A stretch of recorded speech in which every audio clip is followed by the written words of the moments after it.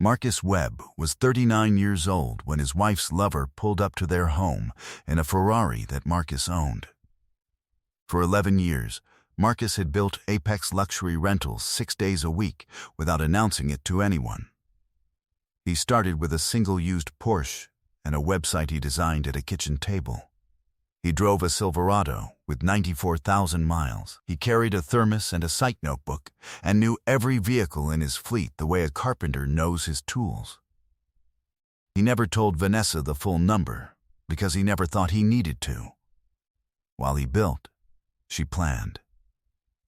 Over 14 months, Vanessa moved $186,000 from their joint account into a private account Marcus did not know existed, in amounts carefully sized to avoid detection. She filed for divorce believing Apex was worth maybe $600,000. She told Derek that once the divorce was done, that money was their foundation, that she was leaving a man who had nothing worth counting. She had no idea Derek Holloway had found Apex Luxury Rentals on Google. She had no idea Marcus owned 23 vehicles across 3 locations, with a fleet appraised at $4.2 million. Or that Derek's credit card had paid Marcus's company $8,990 across 5 separate bookings during the affair. Every drive logged and timestamped on a GPS archive Marcus could pull from his phone. What she spent 14 months carefully constructing, Marcus dismantled in 45 minutes in a conference room on Peachtree Street. Before we jump into the story, comment where in the world you are watching from and subscribe, because tomorrow's story is one you need to hear. The alarm went off at 5:12 a.m. Marcus silenced it without looking at the screen, swung his feet to the floor, and sat for exactly 30 seconds on the edge of the bed in the dark. It was a habit from the early years, when the first season of the business had trained his body to meet the day before it arrived, when there were deliveries to coordinate and pre-rental inspections to run and contracts to review before the phone started ringing. He still did it. Not because the urgency was the same, because the discipline was his own now, separate from anything that required it. Vanessa slept on her side with the duvet pulled over her shoulder, facing the window. He did not wake her. He moved through the house in the gray before sunrise, filled his thermos at the coffee maker. Black, no sugar, lid screwed tight. His jacket hung on the hook by the garage door, a Carhartt he had owned since before the 3rd location, before the airport lease, before any number that would have surprised the man he'd been when he bought it. He checked the inside left pocket for his site notebook. It was there. He went out. The driveway held Vanessa's champagne-colored Audi A5, leased 2 years ago, and his own Silverado, gunmetal gray, with a long scuff along the driver's side rear panel from a concrete pillar in the Buckhead parking deck he'd misjudged in the spring of 2021. He had looked at the scuff at the time, briefly considered having it buffed out, and decided it was not worth the Saturday. It was still there. He had not thought about it since. He backed out onto Pelham Drive at 5:23 a.m.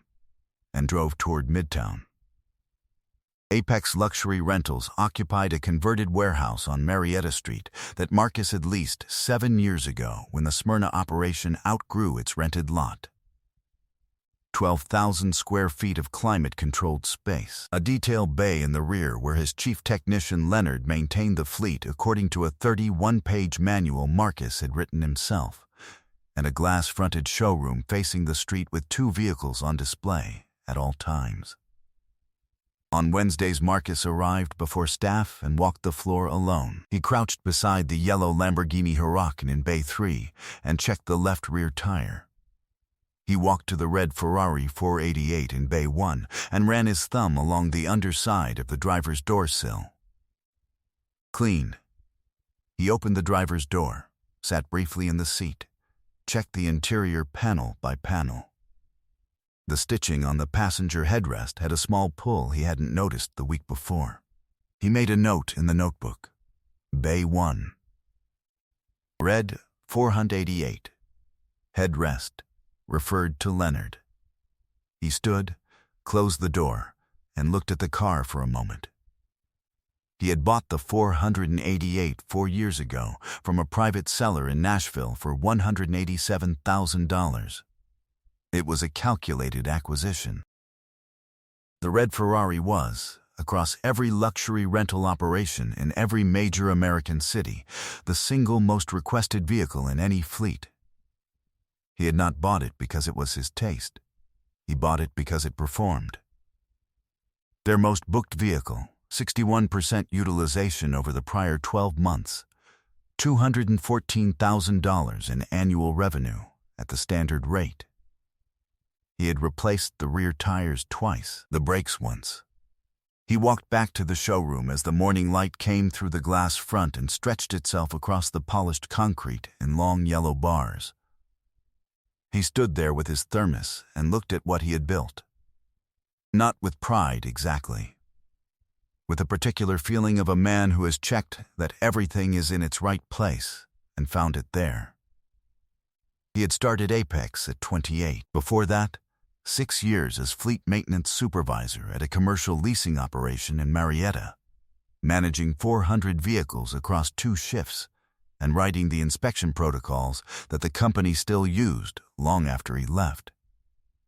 His supervisor, a man named Gerald Price, had told him once that he had the instincts of a builder trapped in a maintenance job. Marcus had taken this observation as the instruction it was meant to be.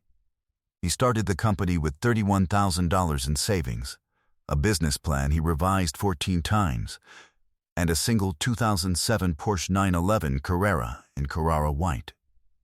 He understood before he had enough inventory to test the theory what his customers were actually paying for. They were not paying for a fast car. They were paying for the experience of arriving in one, and that experience required every vehicle to be flawless. Not nearly flawless. Every car in the Apex fleet was photographed before and after every rental, serviced on a fixed schedule, and delivered by drivers in dark jackets who arrived precisely on time. His competitors had the cars. Marcus had decided the standard, and those are different things. By 34, 11 vehicles and 2 locations. By 37, 23 vehicles and 3.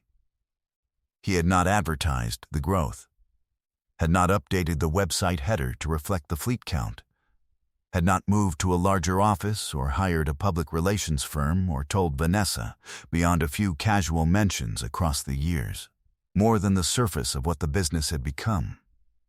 He was not performing a life.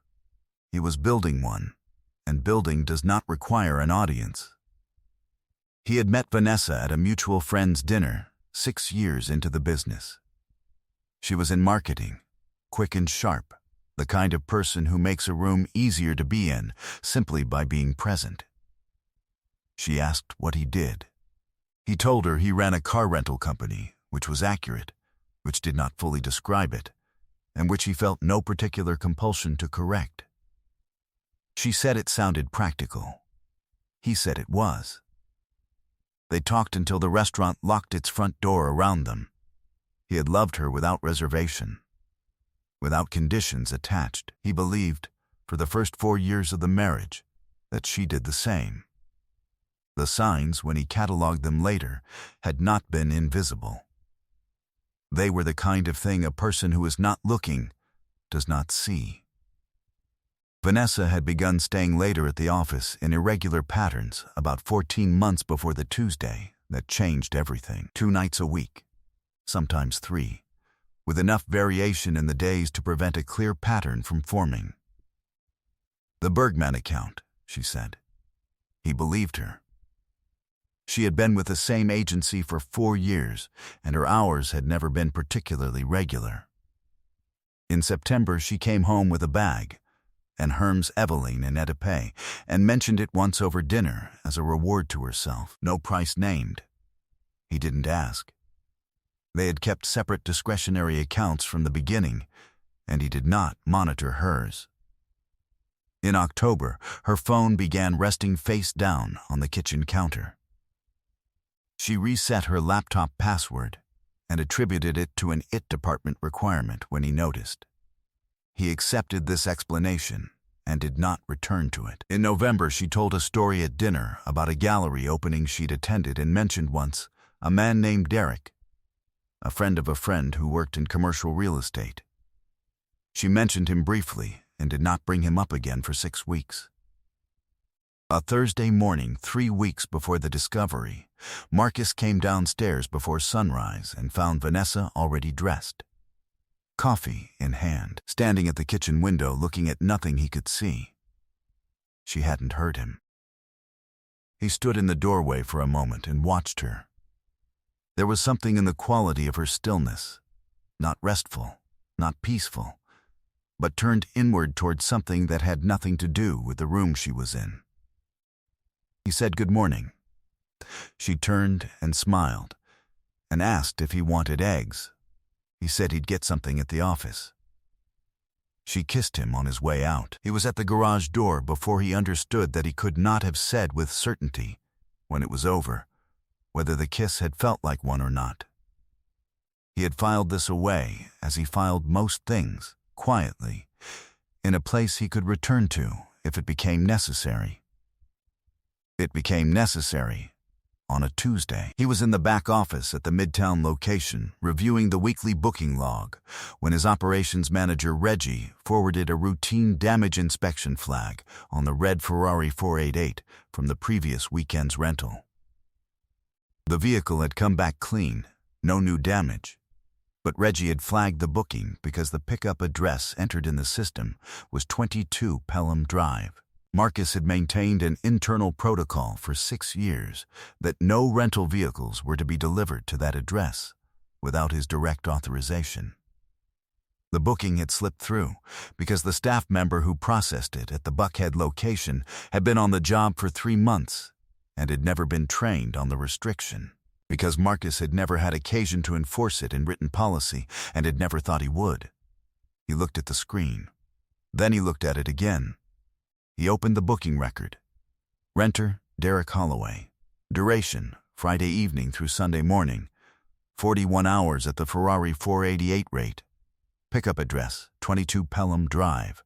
Total paid to Apex Luxury Rentals, $2,790. His hands did not move. Derek, November, a gallery opening. A friend of a friend. He had placed the name once and not returned to it because there had been nothing in his experience of Vanessa at that time that gave him a reason to. He opened the GP's archive. Every vehicle in the fleet logged at 15-minute intervals, stored for 60 days. He pulled the records for the red 488 across the Friday date range. The vehicle had departed 22 Pelham Drive at 7:43 p.m. It had driven to a restaurant on Peachtree Road and remained there until 10:52 p.m. It had then traveled to an address on West Paces Ferry Road, a residential high-rise Marcus recognized as one of the better buildings in Buckhead, where it had remained until 11:44 a.m. Saturday afternoon. A winery in Dahlonega. Saturday night through Sunday morning, the West Paces Ferry Road address again, until 9:17 a.m. He pulled up his text thread with Vanessa for that Friday. She had written at 5:47 p.m., working late, the Bergman pitch is tomorrow, don't wait up.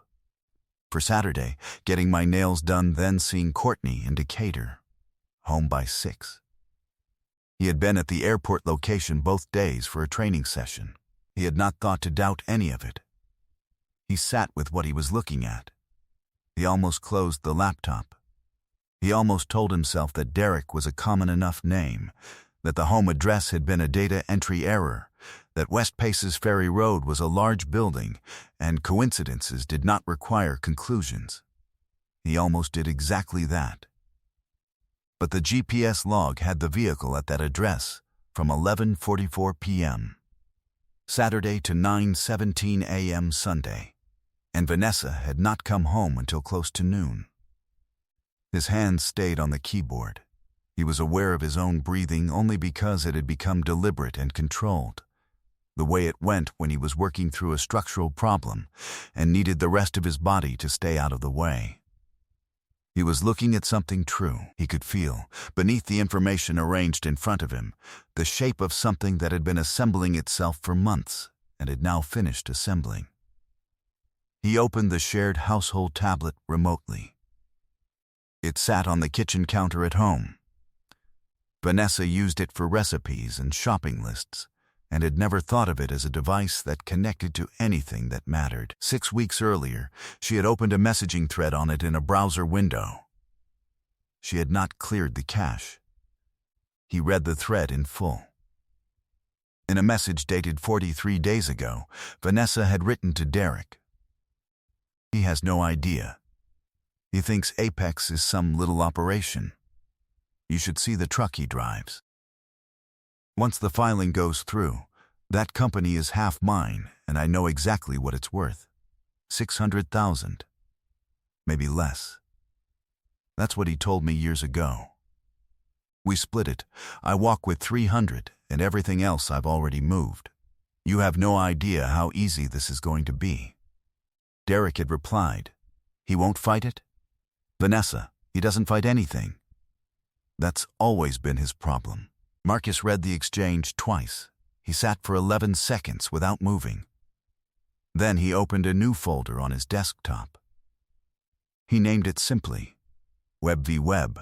He began making copies, the GPS logs, the booking record, the browser screenshots. 12 months of joint account transactions he pulled from their online banking portal and opened for the first time in a long time. The numbers he found in those 12 months required a second look. They were not casual. They were systematic.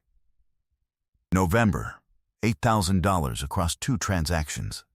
December and January, $14,500 across 5. February and March together, $41,000 over 9 movements, each sized to fall below the threshold automated systems would flag. Over 14 months, he counted the total 3 times to make sure he had it right. $186,000. He had built the airport location on $210,000 in startup capital. He thought about this for a moment without emotion. Then, he kept copying. He did not call Vanessa. He did not go home early. He finished the booking review. At 4 o'clock, he drove to the airport location to sign off on a maintenance report. At 6, he called his brother Darius and said he needed him to come by. They sat on the back porch of the Pelham Drive house until midnight. Darius listened to everything with his hands flat on the table, jaw tight. His voice dropping to the register it went when he was deliberately holding something back. At one point, he pushed back his chair and said, "I'm going over there right now. Tell me where he lives." Marcus shook his head once. "No." Darius looked at him. Marcus's face was still. "How does it go then?" Darius asked. Marcus said, carefully and completely. Darius sat back down. He looked at the table for a long time. Then he looked at his brother. "Okay," he said. Marcus found Patricia Lawson through a referral from the commercial real estate attorney who had handled his Buckhead lease.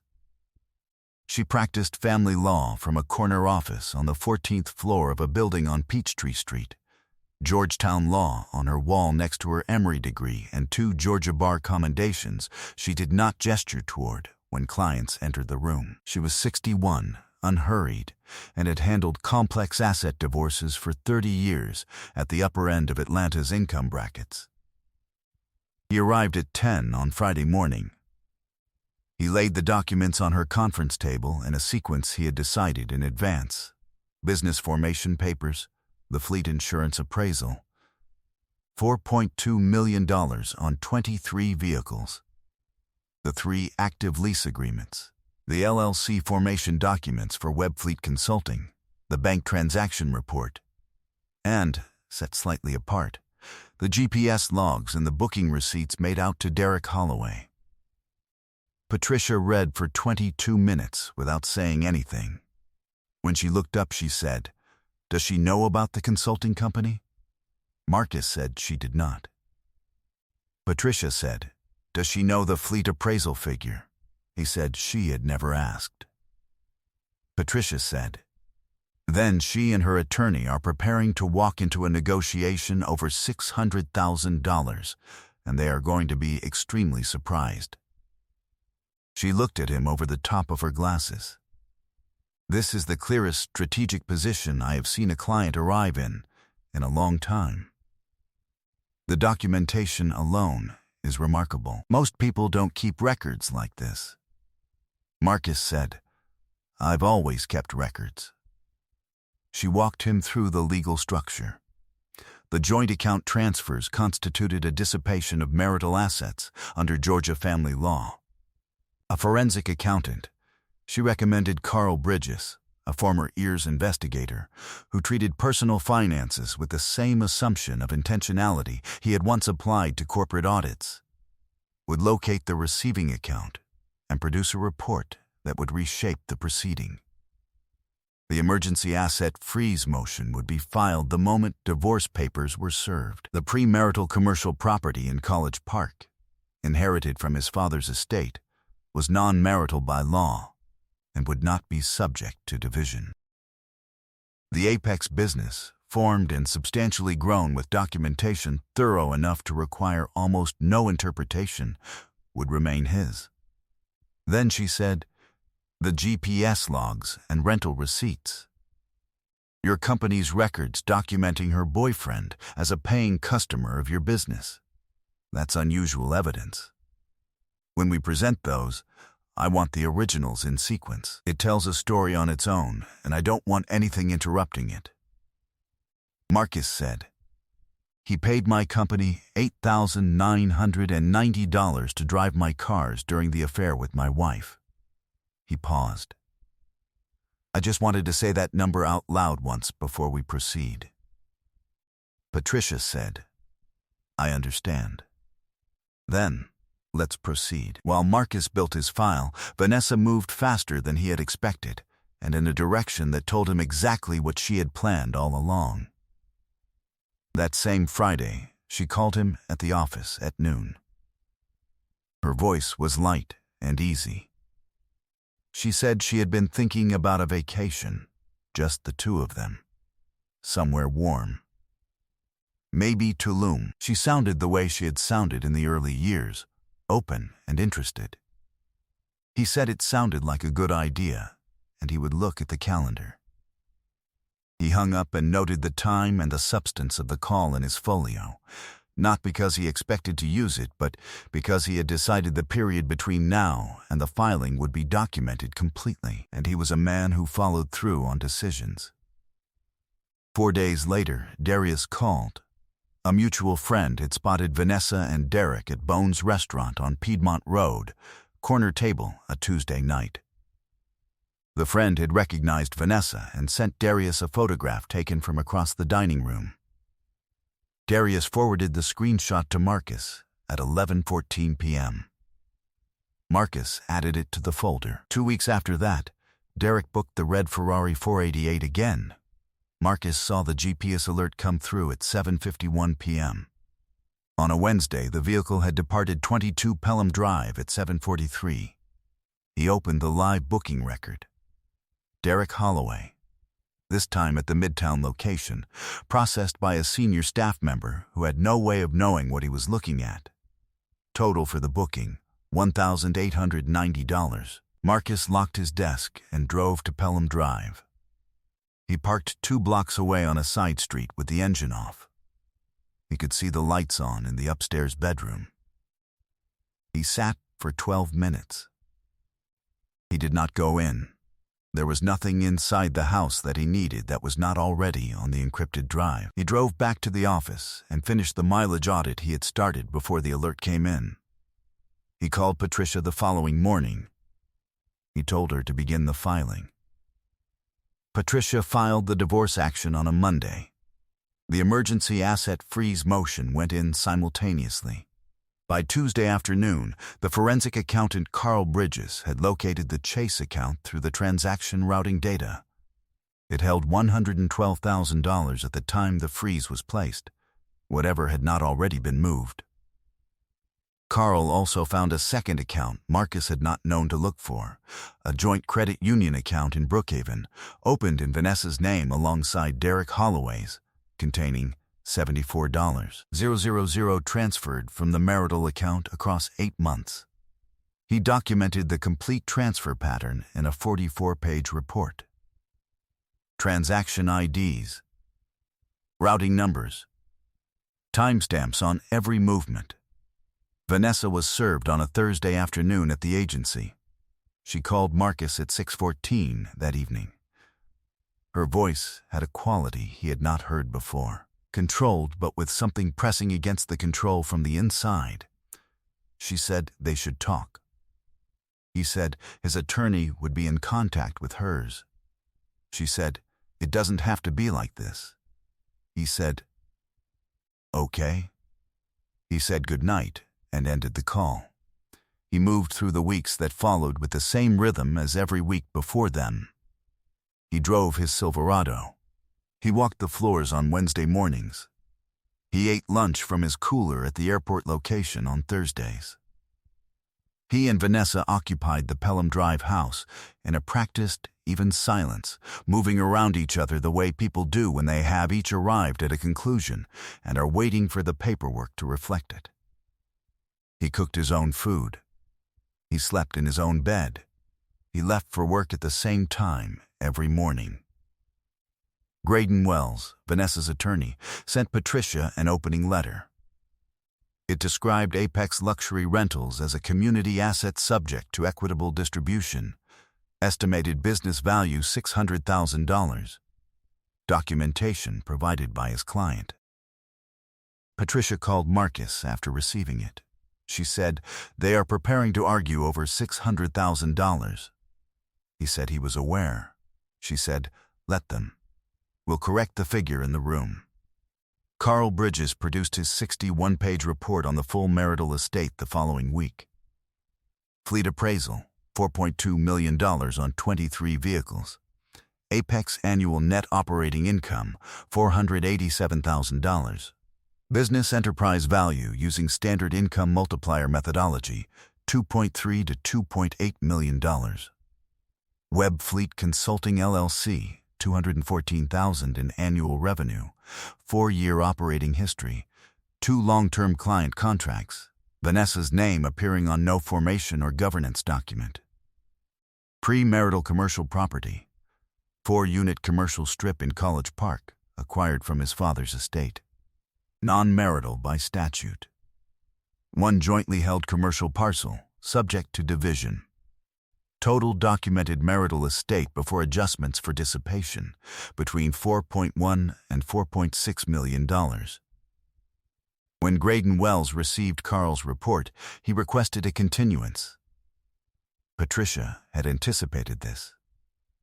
She told Marcus they walked in expecting $600,000.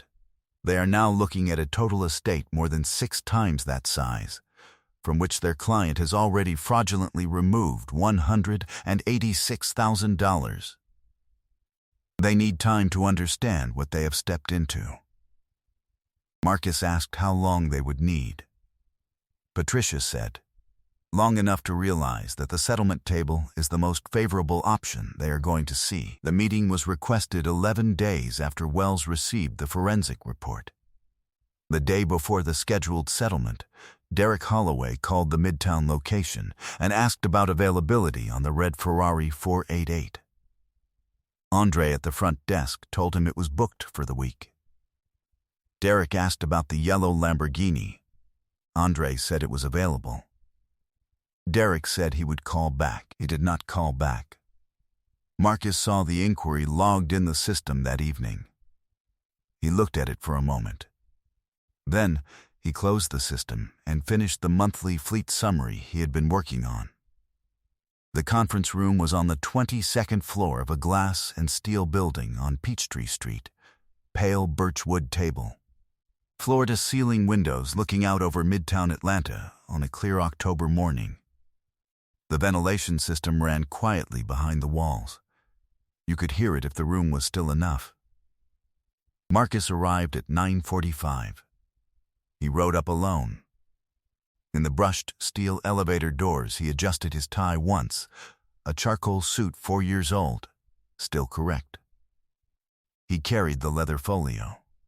He set it on the table and helped Patricia arrange the documents in precise stacks without being asked: the forensic accounting report, the fleet appraisal, the LLC formation documents, the bank transfer records, and at the bottom, in their original format, the rental booking receipts and GPS logs.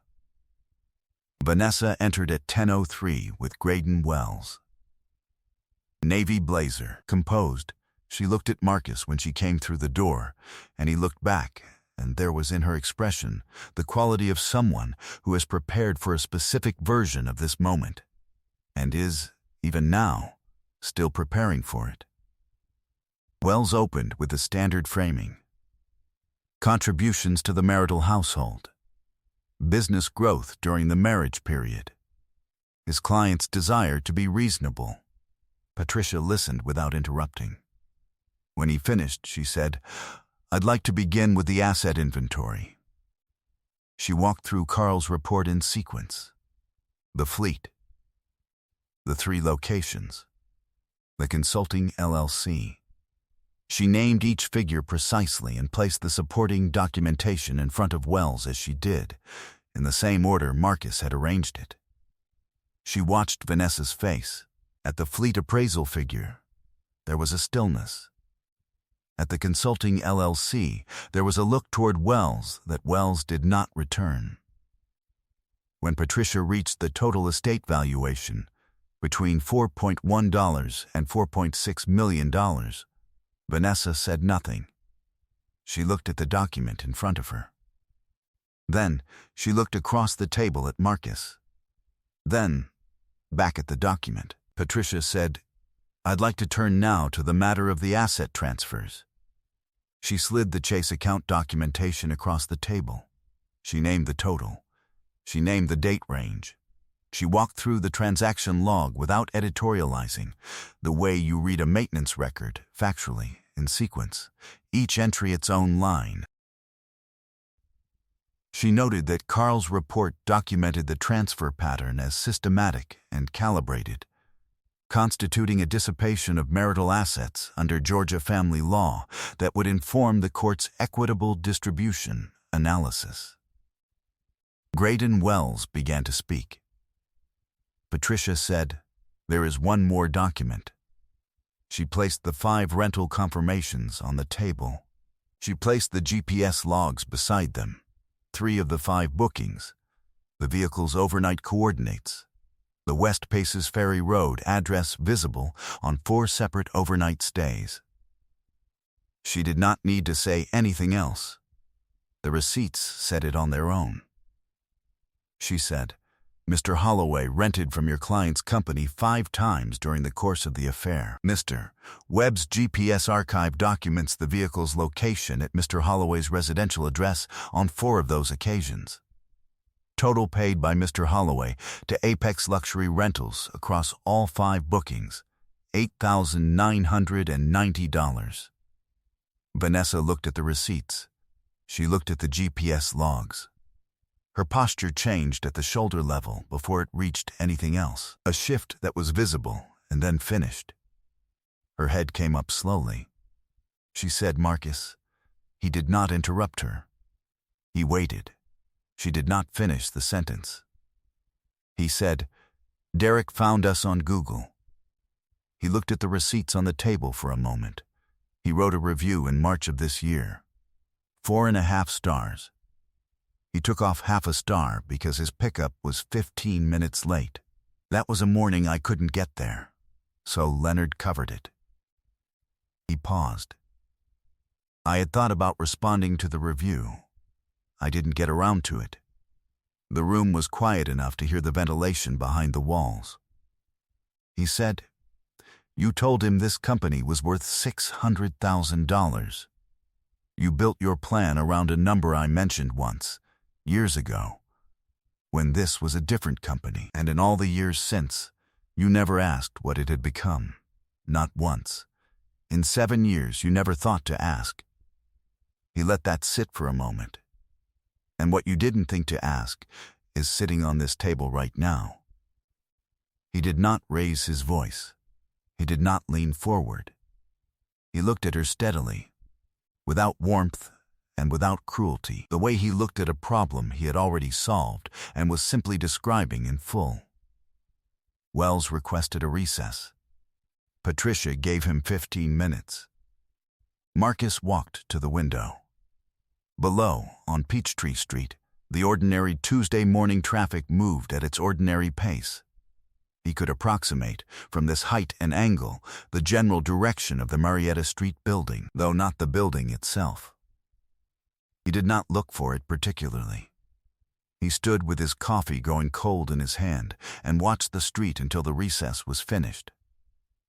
What followed was 93 minutes of negotiation that Patricia conducted with the same quiet, documented precision that Marcus had always found in people who were genuinely good at what they did. The fleet remained with Marcus. Webb Fleet Consulting remained with Marcus. The Midtown Buckhead and airport locations remained with Marcus. The College Park property remained with Marcus. Vanessa received her portion of the jointly held commercial parcel and a share of the remaining joint financial accounts, reduced by the credit applied for the $186,000 in documented transfers, adjusted downward by the court's dissipation finding. Marcus signed at 12:47 p.m. He shook Patricia's hand. He walked to the elevator alone. He did not look back at the conference room. The asset freeze had stopped the transfers on the Thursday afternoon Vanessa was served. The Chase account held $112,000 at that moment and had been fully credited back to the marital estate in the settlement calculation. The $74,000 in the Brookhaven Credit Union account had been documented and factored. What Vanessa had expected to receive after 14 months of careful preparation had become something her attorney described in a follow-up letter to Patricia as significantly below her client's original expectations. Derek Holloway did not attend the settlement meeting. He had not been invited. In the weeks after service, his availability had contracted in ways Vanessa had not anticipated. Brief texts. Rescheduled plans. One conversation she described to her friend Courtney as confusing, in which Derek said he had his own financial matters to sort through and needed some time to focus on those. He did not explain what they were. He named no timeline. By November, the West Paces Ferry Road apartment had been vacated. He had relocated, according to what she could find, to a rental in Duluth. He had not given her the address, and she had not asked for it directly, because asking would have required naming what she now understood about his position. Vanessa moved out of the Pelham Drive house in late October. She rented a 2-bedroom apartment in Sandy Springs, clean, adequate, and substantially smaller than anything she had lived in since her late 20s.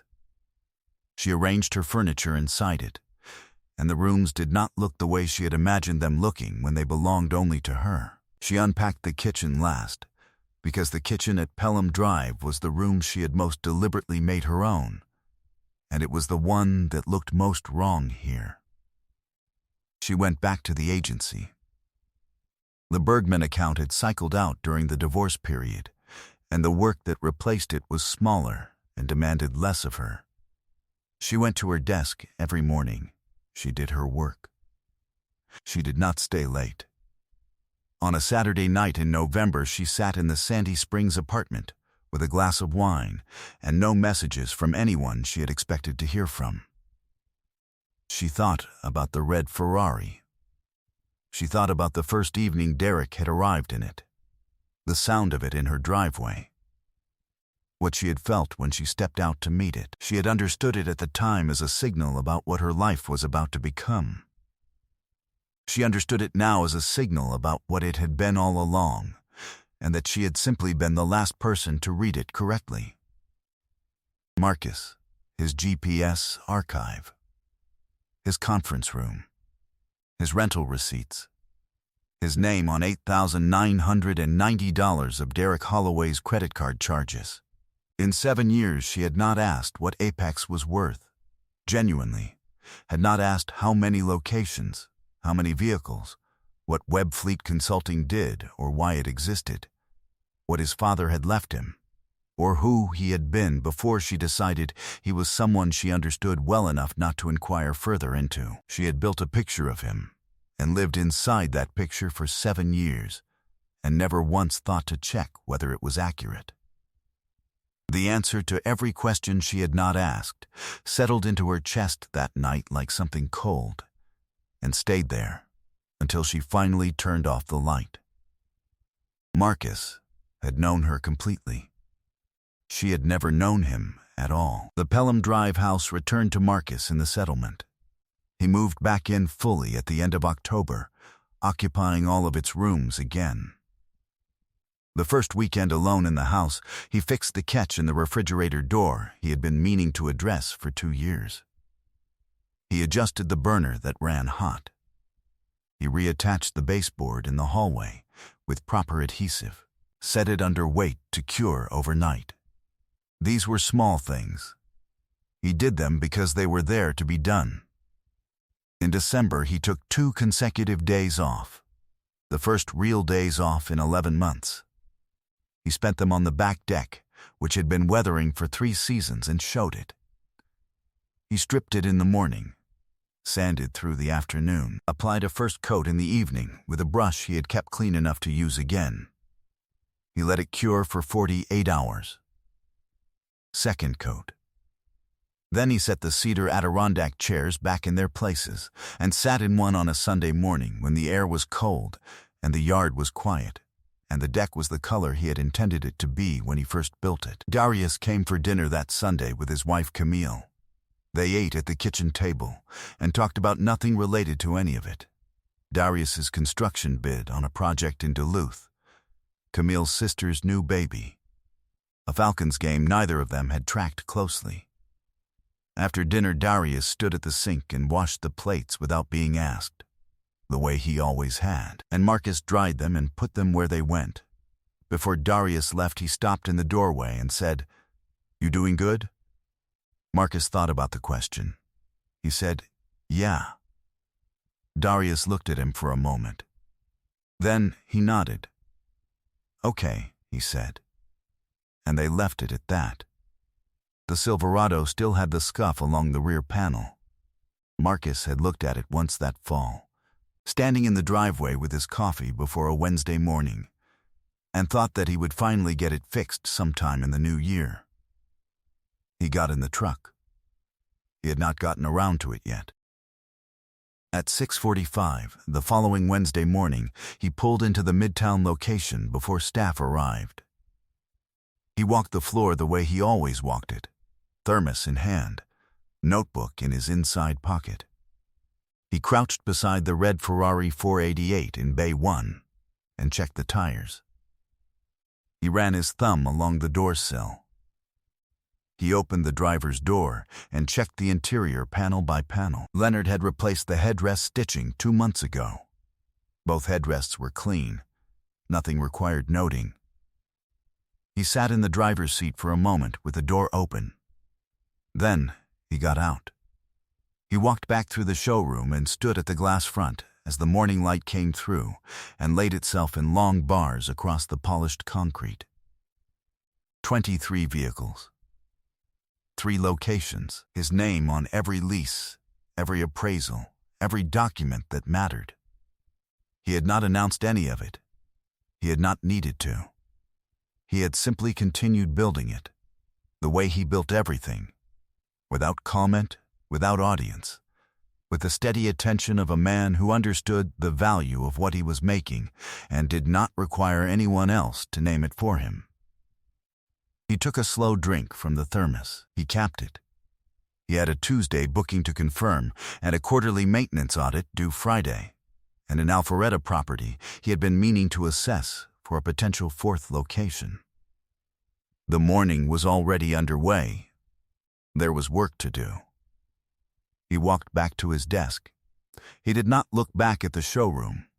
at the car, at any of it. He sat down, opened his notebook to the next blank page, and got to work. I hope you enjoyed that one.